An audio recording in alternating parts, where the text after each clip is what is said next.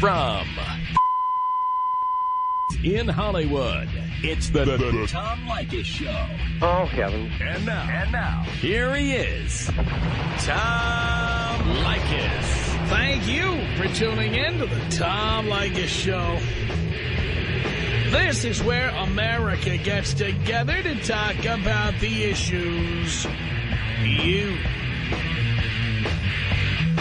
really care about. It's a different kind of a radio talk program.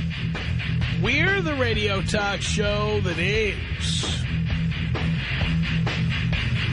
not hosted by a right-wing wacko or a convicted felon. No. I am your host. Write down our telephone number. You're gonna need it. It's 1-800-5800-TOM. 1-800-5800-866. Thank you for tuning in. Thanks for being part of our program. Here we are together again on the radio on this Friday with wide open telephones. You can talk to me about anything that's on your mind, anything at all. It could be anything we discussed on the air this week. Anything you think we should have talked about, you can call up, yell, scream, complain, jump up and down. It's all fair game as long as you're absolutely fascinating. If you're not, we kick your ass off the telephone. All you do is call 1-800-5800-TOM. 1-800-5800-866. Kent on the Tom Leykis Show. Hello. Hey, what's going on, Dad? How you doing? Doing okay, son. Oh, all right. Hey, you know, I wanted to know, what's your take on Rick Dees, bro? Like, I know he left the radio for a minute, then he came back. Am I accurate? Or? Well, he left for a couple of years. Right. I never really heard, like, you know, I heard you make references to Stern and, you know, Imus and a couple of other people, but I never really heard your take on Rick. Like, how do you feel about that guy? Well, I have two opinions about Rick Dees. One is he and I have always gotten along very well. He's a very nice guy. Yeah. And I've got nothing bad to say about him personally at all. And even when he has made fun of me on the air, it's always been very good-hearted and never, ever mean. And I like Rick personally. I really do. Right, so you do know him personally. I don't know him that well. We've met a few times, but he's always been very supportive and very nice to me. So I don't knock Rick, and I really do think that the way he got canned at Kiss FM in L.A. was it was tragic because he had done so much for that station for so many years, and he just got unceremoniously booted. And not only that, there were other people in town who knew he was going to get fired before he did. Right. And I thought for somebody who had put in that much time and who was basically a good person, to have that happen to him, I thought was unfair. And I said so on this show. Right. Now, as far as his current work or his current job is concerned, you know, I want Rick to do well. I don't root against him. But the radio station he's on right now is an abject failure. It's you know, Rick didn't program the music. Rick didn't come up with the idea or the concept of the radio station. Right. But the ratings of the station are so low. You know, if you were going to be in the witness protection program, you could do middays on that station and you'd never be found.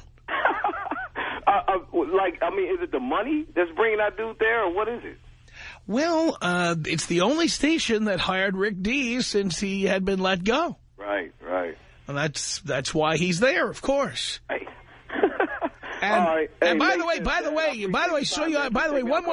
one more thing, Ken. In 1992, I was fired by a radio station here in town, and I was off the air in L.A. for a year and a half. Look at you now, baby. Well, so here's the thing. You know, when you come back on the air, you will take whatever opportunity is available. If the money is right, you'll take whatever opportunity is there.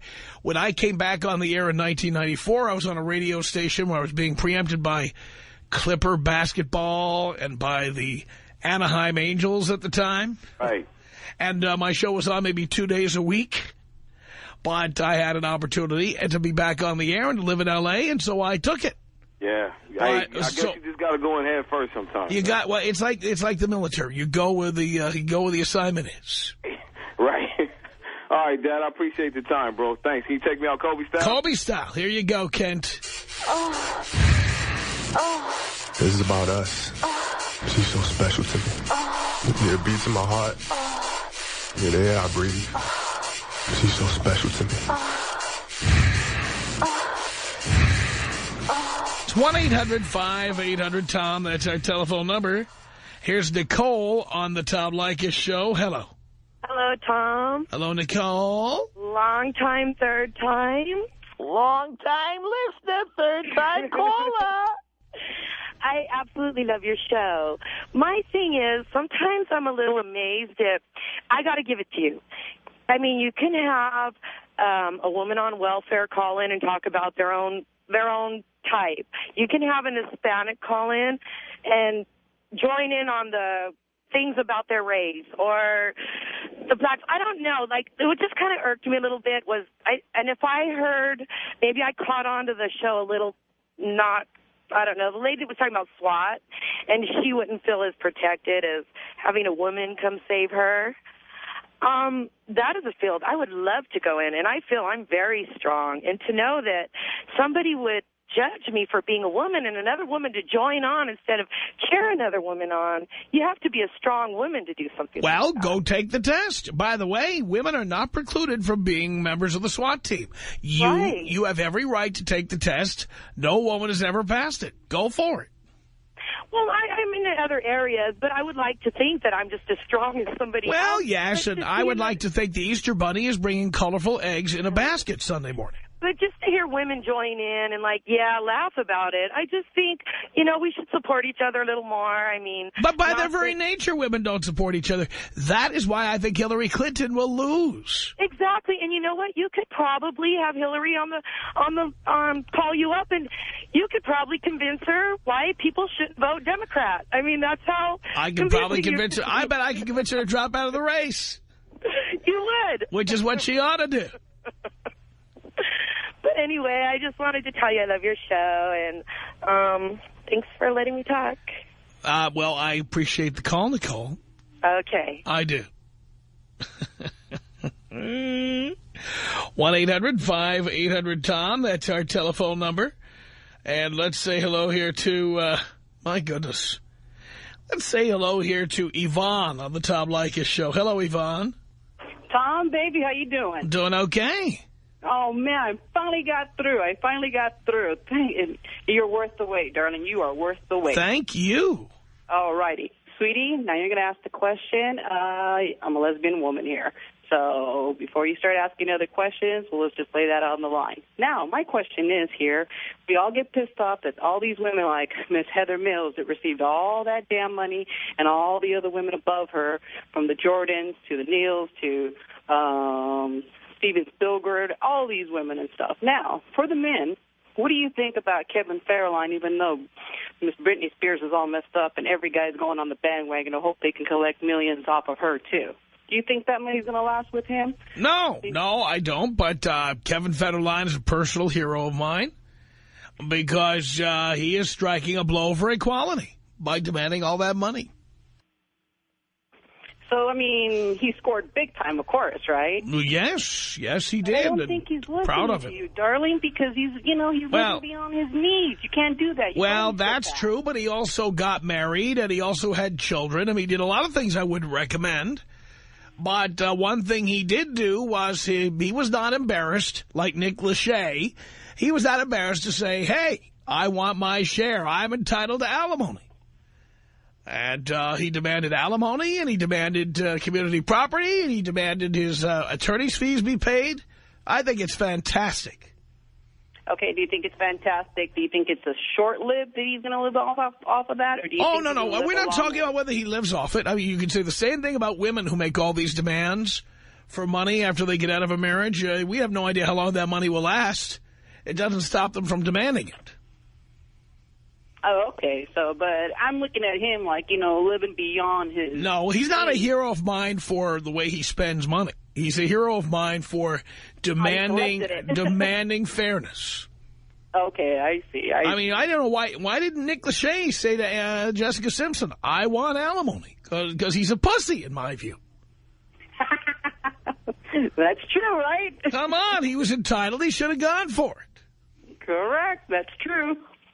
But K-Fed had no such qualms. He went right out there and he went for the gold. He sure did, didn't he? Yes, he did. He sure did. And, you know, that was like one guy that everybody should learn off of and say, okay, this guy wasn't embarrassed, especially from a guy that came from nothing. Nothing at all. Right. Now he's playing golf and all the fancy golf courses, going to the most fancy hotels, doing this, doing that. Why, sure, he deserved it. Why? Because of the fact that when he was with Britney Spears, that's how she treated him in luxury. Why should he step back from that? Right. It's the lifestyle to which he became accustomed. Is that correct or not? Another question for you, Tom, my darling, because over here at work, we always talk about you. Yes. The guys and all of us always talk about you. And all the guys are like always, Tom's my hero, Tom's my hero. He always says, don't ever spend no more than $40 on a check. Never. So then I was listening to one of the guys, and he was talking about when they went up this weekend. He goes, yeah, I dropped like about 300. I dropped about 200. And I said, I thought you guys were listening to Tom. What's going on here? I think you guys dropping so much. Well, why didn't you drop it on hers? That's just drinking all the night and stuff like that. But I'm thinking, you guys drinking your way off just to impress a girl that you can drop all this money? I mean, I think that's a bad sign, you guys. Oh, yeah. Well, you're right about that. By the way, I would never give a single dollar bill to a stripper. Never have, never will. Never. That's not even worth it. Guys do it all the time, and they brag about it like they're players or something. Yeah, that's what I was looking at my friends. You know, they talk about how you're their hero and stuff like that, our hero and stuff, and then they turn around, come back from the weekend, and say how much money they dropped, and they're like, well, I didn't drop it on a girl. That doesn't matter. You dropped it on yourself, but you're trying to do it, impress a girl that say, well, I got all this money. That's just... I'm telling you, if those guys spent that kind of money, they had to go to a strip club. They had to, right? Had to. What bar can you spend that much money? I mean, come on. You always said don't ever spend beyond your needs all the time. And you guys, you better get your checks, and you guys are already dropping $300, $400, thinking that you guys just pulled in $4,000 on a check. I still don't live above my means. Are you kidding me? I could afford a much more expensive house and car. I don't. That's true, Tom. You don't, and you always say that, Tom. You always say that, and you always say make sure when a rainy day comes that you have at least an entire year to get your by until you find the next job. That's right. You always say make sure you save for an entire year. Of course, come on, Tom. I'm listening to you, darling. I'm listening to you, baby. I'm proud of you. I'm listening to you. Everything that you say, I am listening to you, baby. That's right. Don't ever, ever go out and spend beyond your needs, and always put for a rainy day, at least a year in advance to put you through that year. I love it. You are listening. Tom Leykis. 1-800-5800-TOM. 1-800-5800-866. Stop. Yeah. Yeah, I don't like you. Definitely don't like you. It's the Tom Leykis Show.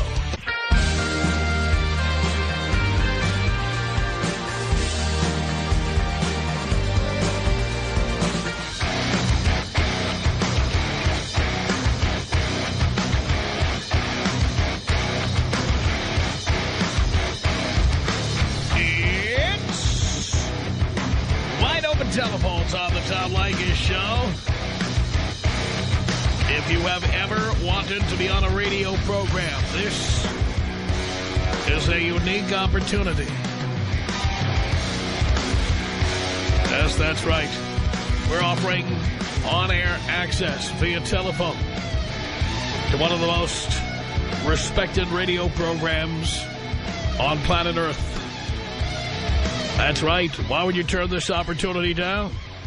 1-800-5800-TOM is our telephone number. And if you live in another country, all you people in the second and third worlds, you dial this number. It's 1-323-520-6211. That's the phone number if you're in another country. That's 1-323-520-6211. And we will put you on the air in the United States of America. Country code number 1. For a reason. Number 1. That's right. We're number 1, baby. At least on the telephone dial, we're number 1, and that's what's important. So that's right. If you're in another country and you are just sitting there at your computer like a geek with the headphones, sitting listening to foreign radio stations, you say to yourself, you know, I'd love to be on the air in America. You call Country code is 1. The area code is 323. The telephone number is 520-6211. Let's continue with your telephone calls here. It's Sean on the Tom Leykis Show. Hello. Hey, Tom. How you doing today? Doing great. Just want to discuss a little bit about the Hispanic flag flying around a little too much lately. I'm kind of getting irritated of it. What is the Hispanic flag? Well, you know, the Mexican flag, if you want to call it that. Well, first of all, Hispanics live in many countries, not just Mexico. I understand that, but I'm just getting a little bit tired of it. People are just... You're tired of seeing the Mexican flag? Big time. You know, you're here in this country, you should fly this country's flag. That's what I say. That's what it needs to be done. Well, you know, I personally think flags are silly, whether it be American flag or any flag. I think they're silly. Well, you know what, Tom? That's what this America was built on, was the flag. No, America was built on the Declaration of Independence and the Constitution. It was not built on a flag. I agree, but that flag comes along with it. Again, I think the whole idea of the flags being sacred is just plain silly and prehistoric. I'm also an atheist, so I believe that all of these rituals are just silly and quaint. Well, Tom, I'd say I'm borderline atheist myself. It's just the point that I'm just getting tired of seeing that one versus ours. I think you're just tired of Mexicans. Why don't you just say what you're really feeling? Okay, fine. I'm tired of Mexicans. And why are you tired of Mexicans? Why don't you just, let's get over the flag thing. Let's talk about what the real issue is here. I'm just tired of it, man. 40 deep in a house, 50 of them driving in a car. Well, first of all, why do you care about that? Because it's taken. If you believe it's true, why do you care? It irritates me. Well, why does it irritate you? I know. I grew up with Hispanics, and most of the Hispanics I grew up with were fine. The ones that are here today are just disgusting. What's the difference? They throw their trash everywhere. They don't care about anything. Well, you don't think that's a little bit of a... You don't think that's even a... You don't even think that's a slight generalization? Yeah, of course it is. I mean, you might add just about anybody cleaning a house in Southern California is Hispanic. They're the people who put the garbage in the garbage can, not the people who throw it all over the place. I agree, Tom. I agree 100%. All I said was I'm just getting a little tired of it. But I don't know what it is you're getting tired of. You know what? If you don't like Mexicans, you're in the wrong city. Tell me about it, Tom. Well, why are you here? That's where all the money's at, apparently. Pal, then don't complain about it. That's what it is. It is what it is. It is what it is. It is what it is. That's exactly what it is. I guess you're right, Tom. The thing is, if you don't love a diverse city, this is the wrong city for you. If you want to live with white people, go to Salt Lake City or something. Go to Idaho. Is that where it's happening, in Idaho, Salt Lake? Yes, they all goose-step together in the morning. You and, who was that guy, Mark Furman, the guy who used to be on LAPD. All the hate groups are out there. Yeah, go out there. I agree. Well, maybe I'll have to live with the Unabomber's old place. Go ahead. Jesus. Well, Tom, I appreciate the call. I didn't call you, and I don't want anyone to think I absolutely would call you under any circumstances. Jesus. 1-800-5800-TOM. It's Josh on the Tom Leykis Show. Hello. Hey, Tom, how you doing? Doing great. All right, I have this kind of a question for you. I cooked dinner for this girl. It wasn't much. It was just a filet mignon dinner. And about halfway through the dinner, she starts texting somebody. So I thought I'd just ignore her for the rest of the night. Wait a minute, you were at a restaurant? No, at my house. She was making you dinner. You were making her dinner? Yes. You were making her dinner at your place, and she started texting somebody? Yes. Why didn't you just say, time to go? I didn't want to be rude about it, but... What do you mean? She was being rude. Yeah, she was. Why did you tolerate that? You tell her. I never talked to her You know again. what? Clearly, you need to. But you should not have given her any food. That would have been a good idea. And you tell her, hey, listen, get out. All right. I mean, why would you tolerate that? I don't know. Anytime a chick starts texting, it's time for her to go or for you to go. And if you're in your place, it's time to kick her ass out. All right. I remember that. But you knew that going in. I don't know what the hell I was thinking, Tom. I was just hoping for the best. You know what I would say? You know, I'm dead serious. Because I like to cook. Okay. And every once in a while I have had a chick to dinner, and I've actually given them the honor of me making dinner and also saving myself $300 in the process. Right.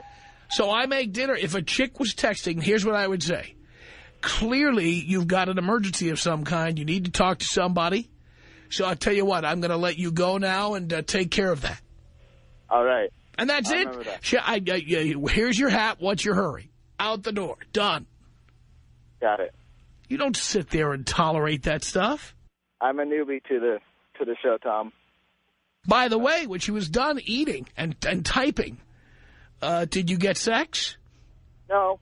You know why? No, why? Because the person she was texting was waiting for her to come over and have sex with him. Ah. Do you understand? That's what was going on there. I got it now. You didn't know that? I didn't think about it, no. Well, what do you think she's texting? Why such a sense of urgency? I couldn't tell you. So here's what happened. Some guy who follows rules like mine, whether he got them from me or not, there's some guy who didn't want to buy her dinner who's sending her text saying, hey, when can I see you tonight? And she's writing back going, well, I'm at dinner right now, but as soon as I'm done, I'll let you know.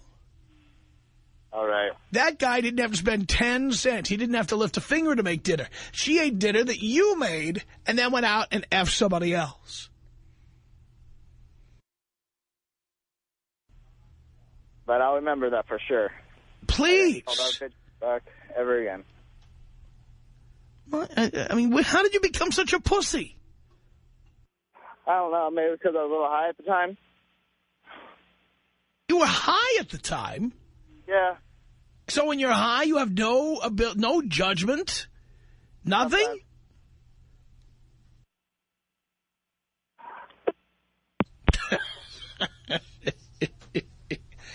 I guarantee you that girl went and had sex with somebody else.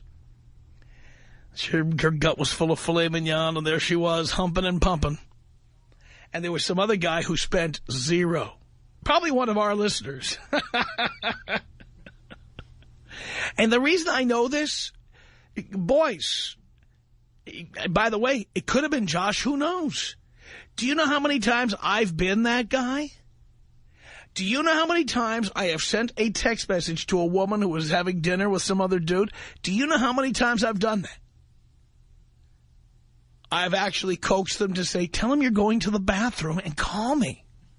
And then they do. I have called these women and I've said, just pretend I'm your boss. How's it going over there? Great. So you going to be coming over? Yes. All right, so what time that be? About 9:30? No. 10 o'clock? No. 10:30? Uh-huh. Okay. See you over here at 10. And then Poindexter whips out his Visa card and pays for, or his Discover card and pays for dinner. Or his coupons for El Torito, whatever it is. And then she gets the card. When they get to the valet parking, if they actually have valet parking at one of these restaurants, she gets to the car. She says to him, oh, boy, it's late. I had to go to work early this morning.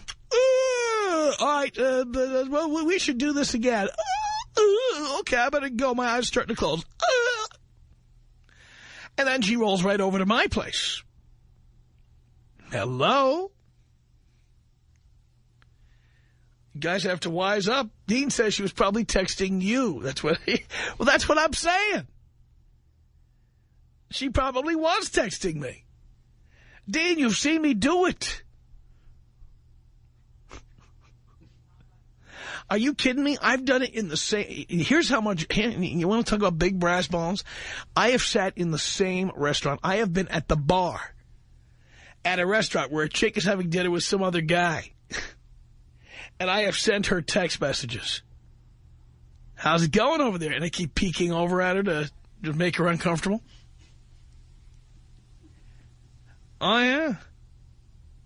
I sit at the bar, have a few drinks, and watching her over there. Watch her looking at the phone to see if I've sent any more texts. I love that. Hey, I got one for you. One time, Dean was there for this. one time, and I won't say when or with who. This is a true story. Just about every year, a group of my friends and we go on a little road trip.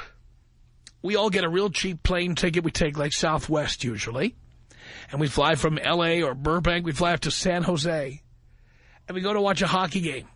San Jose Sharks. We just go up. And the reason we go up is because San Jose, unlike L.A., it's like a place you can walk. You can take a hotel room at the Hotel De Anza and then literally walk a couple of blocks and you're at the arena. And so we go for the whole weekend. You know, we spent a weekend in San Jose. San Jose is not a great tourist town by any stretch.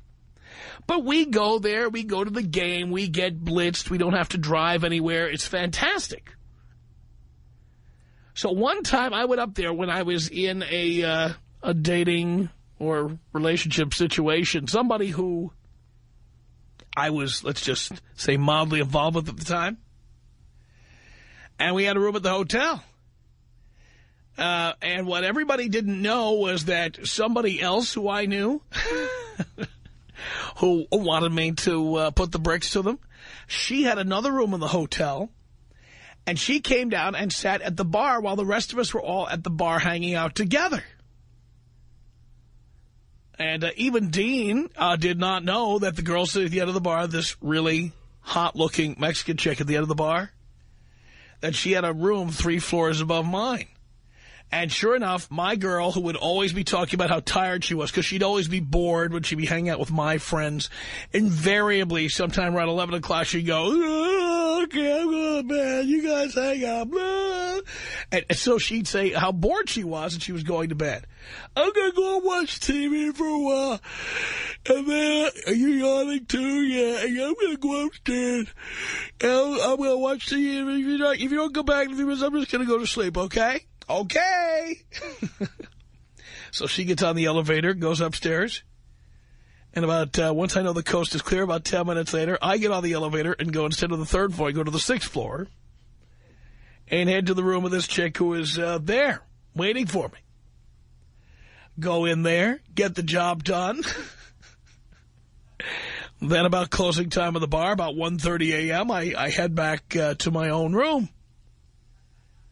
And nobody's the wiser. She thinks I've been out boozing with the boys. In reality, I was boning some chick up on the 6th floor. Even Dean didn't know I did it till after the fact. I didn't want him having the burden of knowing this and then feeling like he had to look over at this chick or whatever. She knows who she is, too. Wow. And she had a boyfriend also. He was an accountant or something. She had a boyfriend, and she needed to come to the hotel to get away from him. That was perfect. So chicks do that kind of thing, boys. You'd be surprised. And the reason I know is because I've facilitated it. I've done it with them. And yes, Dean, I've used the 2 hotel room method many times. The method where a chick says, whether you're married, you have a girlfriend or whatever, the chick says, well, I want to come with you. You're going to Washington, D.C., and I want to come with you. So what happens, you get 2 rooms. There's the room she's staying in, and then there's the room on another floor where you have somebody come meet you when she decides she's bored and wants to go to bed early. Come on, let's sit at the bar. Let's have a few drinks. Come on. You ever been with a woman who's always like a party pooper at the end of the evening? You know, it's like 10 o'clock. She's like, what do you want to do? Just sit here and drink? Come on, we're going to have a few drinks. Come on. And so she says, I'm tired. I'm going to go to bed. Okay, I'm going to hang out here for a while, and then I'll be up in a little while. Then you get on the elevator and into the 14th floor where the other chick is staying. Go to that room. Nobody's the wiser. Chicks are scandalous, man. I mean, everybody knows that men are sluts and men are pigs, but you see, chicks are scandalous. And they are scandalous because nobody thinks they do stuff like this. But they do. The trick is to harness that and have them do it for you. Tom Leykis. 1-800-5800-TOM. 1-800-5800-866. In the industry I'm working in, I've been in it 2 years. I've already been promoted to the top of the level of where I can be after 2 years because I put that hard work in, and I didn't pay for everything. You know what I mean? I did it the way, the Tom Leykis way, the man way. It's the Tom Leykis Show.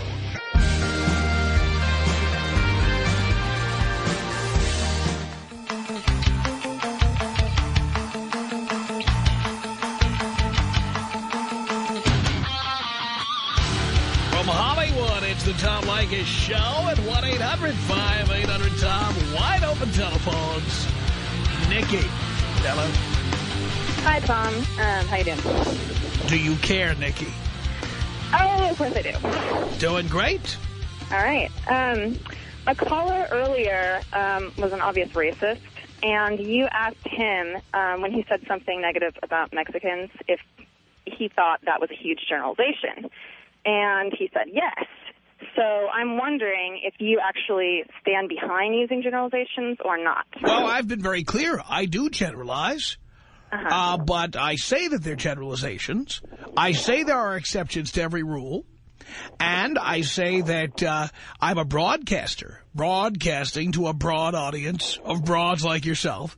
And so, therefore, it's necessary to generalize when you're sitting in this chair. It's necessary. I can't do a show that is aimed at every individual in the white pages individually. Okay, well, then what is the purpose of using a generalization then? He could very well have said, you know what, there are exceptions to every rule. There's a lot of people who are not like that. He could have said that, but he didn't. But he said he was generalizing, which basically means... Exactly no, he didn't. That. He didn't say he was generalizing. He did. He agreed with you. Later on in the conversation, he did. I'm sorry? Later in the conversation, he broke down and agreed with that. But that's not how he came on the air. So... And I've already admitted to you that I generalize. Okay, but you acted like a generalization was a bad thing when it pertains to race, yet... Well, because, first of all, how do you know somebody's a Mexican? I'm sorry? Can you tell someone's a Mexican by looking at them? Well, not necessarily. I can tell a woman. Okay. But that doesn't really matter. Yeah, actually it does, because he's commenting on the behavior of people merely by looking at them. Without knowing even if they're Mexicans. Even if he could tell, okay, so let's say he went up to every person that he thought was acting, inappropriately, and they said they were a Mexican. It still would be wrong for him to say most Mexicans but he took the generalization another step further, and it's even more egregious when you're accusing people of being a particular race or ethnicity without even knowing what they are. I think that's besides the point, though. I don't agree. That's besides your point, but it's not besides mine. Okay. Well, I have another question. What is your definition of a slut exactly? A slut is anyone who's getting more sex than I am.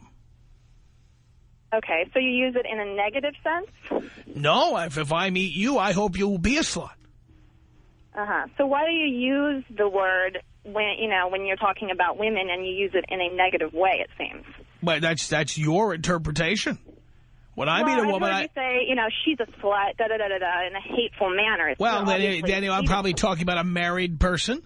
I'm talking about a person who is living with somebody and pretending to be monogamous. Then it is in a pejorative sense. But generally speaking, most men I know are sluts. And when I meet a woman, I'm hoping she's going to be a slut. Okay, so you can see it as a positive word. If I meet a woman, the last thing I'd want her to be is a prude. Okay. All right, and one last question. You seem to think it's wrong for women to use men for money, correct? No, it's not that I think it's wrong. It's that men need to defend against it. I'm sorry, what was that? Men need to defend against it. People are going to get whatever they can get. Just like women defend against men getting sex. Men need to defend against giving women money. So it's basically, in your opinion, there's no right or wrong? No, it's war. It's every man and woman for themselves. That's what it is. And it's war out there.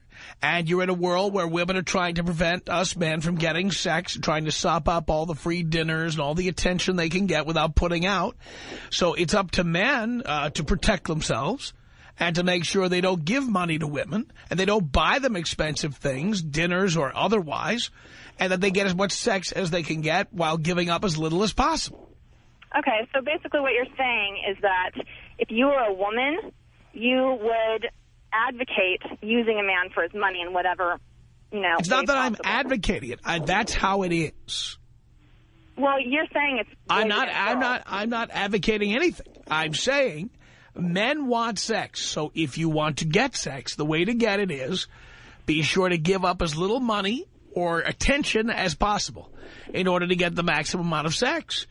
Now, by the way, people give these rules for women all the time. You know, oh, be coy. Though that book's like The Rules, telling women, you know, don't sleep with him on the first 27 dates, and don't travel with him, and don't this, and don't that. So I'm just doing the same thing for men. Okay, but I think you also advocate lying in a way. Like, oh, yes, because women lie. Because women lie with regularity. Everything from the color of their hair to their age to whether they have real boobs, fake nails. So you think that there's nothing wrong with lying? It's just that when the other team is lying... I think if it's somebody you are not married to, and I don't advocate marriage, but if you're not married to somebody, you don't owe it to them to tell them the truth. No, you don't. So you basically support lying. That's what you're saying. Lying is fine. There's only because, again, it's war out there. It is not like every woman is Little Red Riding Hood and we're all the big bad wolf, okay? Well, I think that everyone should have their own, you know, ethics and live by them. Really? How much do you weigh? Harmonious. How much do you weigh? Dude, okay. I'm a good-looking chick, but all this crap... How much do you weigh? You're trying to throw this at me to, like... How much do you weigh? I weigh 125. 125. Very nice. And do you have real boobs? Yes, I do. What's your cup size? What does this have to do with it, though? We'll see if you're going to tell the truth. I'm a B. 32B, 34B, 32B, 34B. 34B. All right. It's not bad. Okay, so you're trying to change the subject, right? No, I'm not. I'm making a point. Do you always do this to women when they actually make a point? Darling, like, the day a woman actually makes a point, I'm going to fall down and faint cold. I made a point on your show a couple months ago. Really? What point was that? That it's unwise to sleep around with as many people as you possibly can because you're increasing your risk. Oh, there we go. There we go. You're the prude who called it. Actually, no, and I told you that I love sex, and I would love to sleep around with as many men as I possibly can. I'm a very open-minded girl, but it would be unwise for me to, you know, sleep with every guy I meet in a bar. I don't think you should sleep with every guy you meet in a bar. I'm saying you should sleep with whoever you find appealing and attractive, and you should have sex when you need sex. Well, I kind of live that way. Fortunately, I don't find every man I meet attractive, but I think that most men find the majority of women, you know, screwable. Well, that's because that's because I tell men. No, it's not that I tell men to do it. Women find this distasteful when I say it, but most men see women the way they see a porcelain urinal. Okay, they see it as a place to relax, like they used to call a particular radio format, place to relax. They see it as a place to unload. Okay, so that being said, so in other words, as I have said to men, when you get off the highway at the Chevron station and you need to relieve yourself, do you fall in love with the urinal? The answer is no. Are you glad it's there? Yes. Do you use it enthusiastically? You bet. Then you wash your hands and you dry off and you get out of that room. Got it. I got that. That's how men see most women. I completely agree with you, Tom, okay? But my point is that considering that men see women as objects and, you know, will use any woman they please, like, don't you think that's unwise? Because you're gonna increase your risk for an STD, even if you use a condom. Again, you have a risk of STDs by being even with one person because you have no idea. What if your name is Mrs. Elliot Spitzer and you've been monogamous for 18 years? Your chances of getting an STD are going up all the time, even though you've been faithful. Being faithful and being monogamous doesn't guarantee you anything at all. That's not the point. She's trusted him for years. While he was out, he was client number 9 and client number 13 and whatever else he was over the years. And now he's going into rehab for sex addiction. Meanwhile, Mrs. Spitzer is there saying, oh, I'm married and my husband is Mr. Clean and I don't have anything to worry about. She's having sex with a guy who's out there going to hotel rooms and hiring $5,000 a night hookers. So now she's exposed to STDs. But she has been good. Being good guarantees nothing. Nothing. Mrs. Elliot Spitzer is more exposed to STDs than most of us, let me tell you. It's the Tom Leykis Show.